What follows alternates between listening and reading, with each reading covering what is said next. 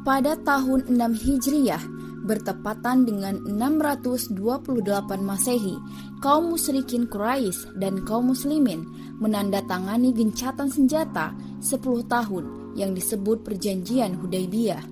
Perjanjian ini disepakati oleh pihak Quraisy yang diwakili oleh Suhail bin Amr dan oleh Nabi Muhammad yang disekretarisi oleh Ali bin Abi Thalib. Perjanjian ini awalnya terkesan menyudutkan kaum muslimin. Orang yang mau hijrah dari Makkah ke Madinah harus dikembalikan ke Makkah. Sementara orang yang mau ke Makkah dari Madinah harus ditahan di Makkah dan tak boleh kembali ke Madinah. Ketidakadilan ini membuat Umar sempat protes, namun Rasulullah menenangkannya.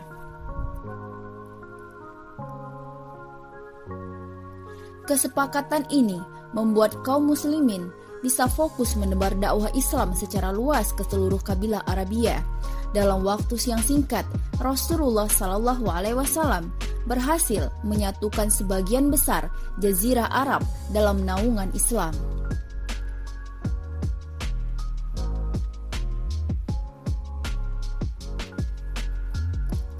Sesuatu yang tidak diperkirakan oleh musyrikin Quraisy, Abu Sufyan yang saat itu menjadi pemimpin Quraisy mulai berkeringat dingin. Ternyata kesepakatan Hudaybiyah itu malah berbalik menguntungkan kaum muslimin. Segera Banu Khuza'ah segera mengirim delegasi ke Madinah untuk memberitahu Nabi Muhammad tentang pelanggaran gencatan senjata ini. Mereka mencari bantuan dari umat Islam Madinah sebagai koalisi mereka. Disitulah momen bermula. Setelah insiden itu, musyrikin Quraisy kelabakan. Bahkan Abu Sufyan datang sendiri ke Madinah untuk bertemu baginda Nabi Muhammad SAW, mengajukan permohonan untuk mempertahankan perjanjian dengan kaum muslimin dan menawarkan kompensasi harta. Namun terlambat, pasukan muslimin telah berkumpul dalam kekuatan sangat besar untuk membela Bani Khuza'ah yang diserang oleh Banu Bakar. Walaupun saat itu mereka belum tahu akan dibawa kemana ribuan tentara muslimin itu oleh Rasulullah. Rasulullah SAW dan 10.000 sahabatnya berangkat ke Mekah pada 6 Ramadan, 8 Hijriyah.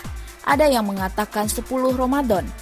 Relawan dan bantuan dari suku-suku koalisi kaum muslimin bergabung dengan Rasulullah dalam perjalanan sehingga membesar ukurannya menjadi sekitar 10.000 pasukan. Tahukah kamu, faktanya ini adalah kekuatan muslim terbesar yang pernah dikumpulkan pada saat itu. Rasulullah memerintahkan kaum muslimin berkemah di Maruz Zahran yang terletak 10 mil di barat laut Makkah. Rasulullah SAW memerintahkan setiap orang untuk menyalakan api besar-besar untuk membuat orang Makkah melebih-lebihkan ukuran pasukan. Sebuah strategi jitu untuk mengendalikan persepsi musyrikin Quraisy bahwa mereka telah dikepung.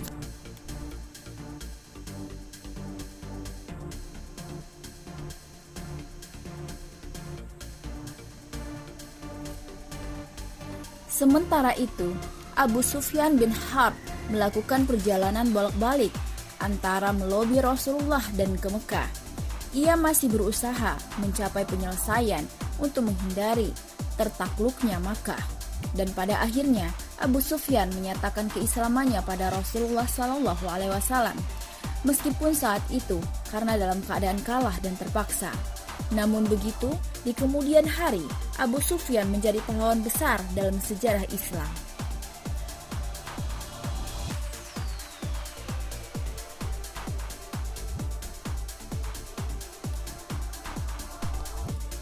Secara geografis, Makkah terletak di lembah Ibrahim, dikelilingi oleh bukit-bukit berbatu hitam yang mencapai ketinggian 1000 kaki di beberapa tempat, dan itu menjadi benteng alaminya.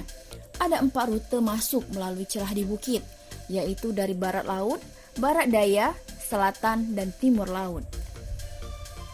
Dengan cerdasnya, Nabi Muhammad SAW membagi pasukan muslimin menjadi 4 resimen. Resimen utama dipimpin oleh Abu Ubaidah bin Jarrah dan Rasulullah ada di sana sebagai pemimpin tertinggi semua pasukan.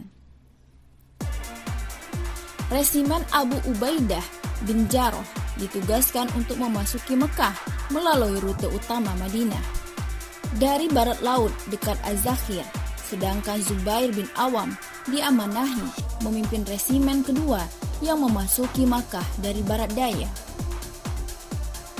melalui jalan lintas barat Bukit Kudai.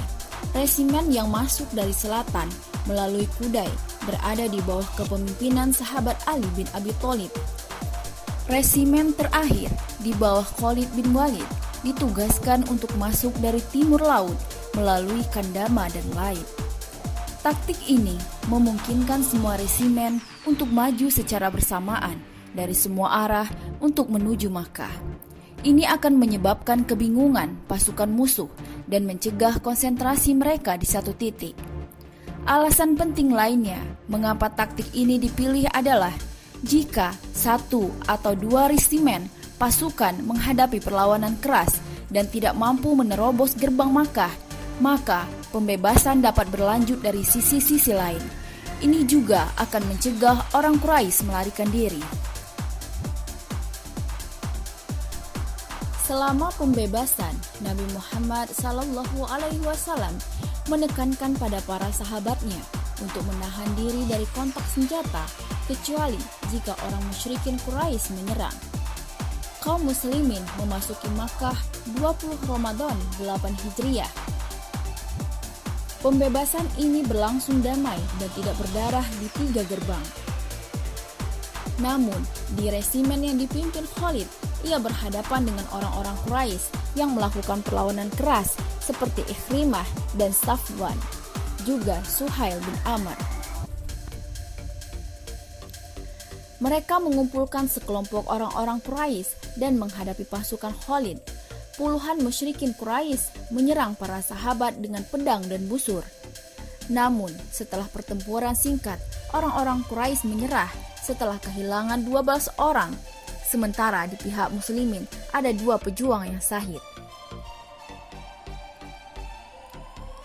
Sebelumnya, menjelang pembebasan kota Makkah, Abu Sufyan akhirnya masuk Islam ketika dia menemukan bahwa solusi terbaik saat itu adalah menerima Islam.